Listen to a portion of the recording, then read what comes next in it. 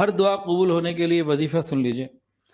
رسول اللہ صلی اللہ علیہ وسلم نے فرمایا جو شخص صبح شام یہ کلمات پڑھے، میرا امتی کوئی شخص یہ کلمات صبح شام پڑھے، اس کے بعد جو دعا بھی مانگے گا قبول ہو جائے گی۔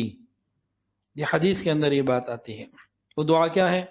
اللہم انت خلقتنی، اللہم انت خلقتنی وانت تہدینی وانت تہدینی وانت تطعمنی وانت تطعمنی وانت تسقینی وانت تسقینی وانت تمیتنی وانت تمیتنی وانت تحیینی۔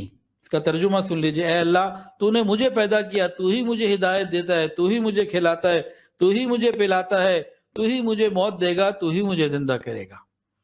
اس کے بعد انسان دعا مانگے، اللہم انت خلقتنی وانت تہدینی وانت تطعمنی وانت تسقینی وانت تمیتنی وانت تحیینی۔